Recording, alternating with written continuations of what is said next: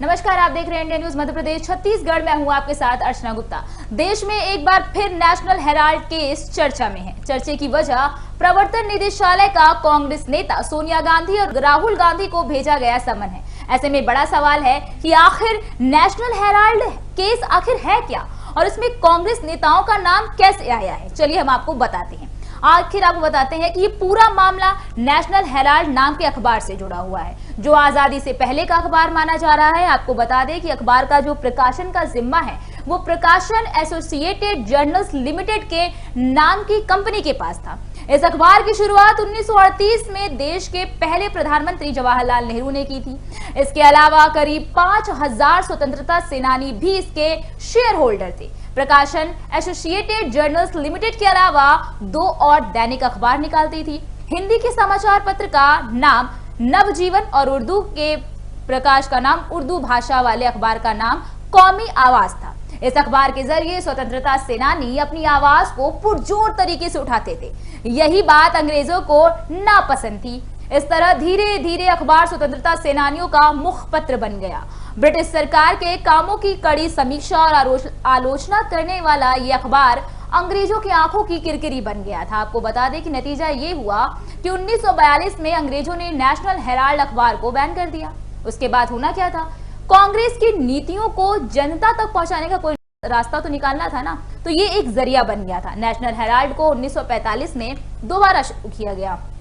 आपको बता दें कि 1947 में आजादी मिलने के बाद जवाहरलाल नेहरू ने अखबार के बोर्ड अध्यक्ष पद से इस्तीफा दे दिया था। इसके बाद अखबार लगातार प्रकाशित किया गया और कांग्रेस की नीतियों को जनता तक पहुंचाने का जरिया बनता गया।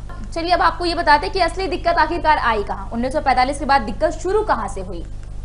तो आपको बता दें कि 1962-63 में दिल्ली मथुरा रोड के 5A बहादुर शाह जफर मार्ग पर एसोसिएटेड जर्नल्स लिमिटेड का आपको बताते कि 0.3365 एकड़ जमीन आवंटित की गई थी। जमीन आवंटित करते हुए ये शर्त रखी गई कि इस भूमि पर बनने वाली बिल्डिंग का निर्माण किसी और काम के लिए नहीं होगा। साल 2008 में कांग्रेस की यूपीए सरकार सत्ता में थी। तब एक बार फिर अखबार का प्रकाशन बंद किया गया। वजह बताई गई कि कंपनी घाटे में है, इसलिए ये फैसला लिया गया, यानी कि कंपनी घाटे में होने के कारण ही इसको बंद करने का फैसला लिया गया है। इसलिए पूरे मामले में सोनिया राहुल का नाम सबसे आगे है। आपको बता दें कि आरोप लगाया गया कि गांधी परिवार ने कांग्रेस पार्टी के फंड का इस्तेमाल करके एजेएल का अधिग्रहण किया और इस कंपनी की 2000 करोड़ की संपत्ति पर कब्जा करने की कोशिश की।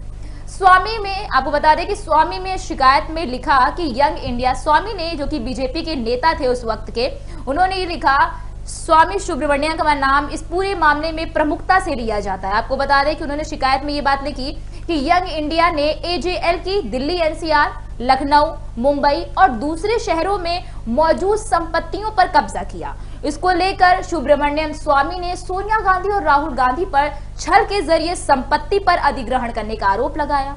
उन्होंने कहा कि एजेएल को दिया गया ऋण अवैध है क्योंकि इसे पार्टी के फंड से दिया गया था। इस पूरे मामले को लेकर ही तूल पकड़ना तब से ये शुरू हो गया। ये रहा पूरा मामला जो इस समय काफी सुर्खियों में बना हुआ है। अभी आपने देखा भी था कि कुछ दिन पहले ईडी के समक्ष पेश हुए थे राहुल गांधी, जो कि कांग्रेस के पूर्व अध्यक्ष थे, और उनको काफी सवाल जवाब का सामना करना पड़ा था। और आज सोनिया गांधी इसी कड़ी में ईडी के सामने पेश हुई हैं, उनसे भी ईडी सवाल जवाब लगातार कर रहा है। इसके बाद क्या नतीजे सामने निकल कर आते हैं हम आप तक जरूर पहुंचाएंगे। आज के लिए बस इतना ही, लेकिन देश और दुनिया की तमाम खबरों को देखने के लिए आप देखते रहिए इंडिया न्यूज मध्य प्रदेश छत्तीसगढ़।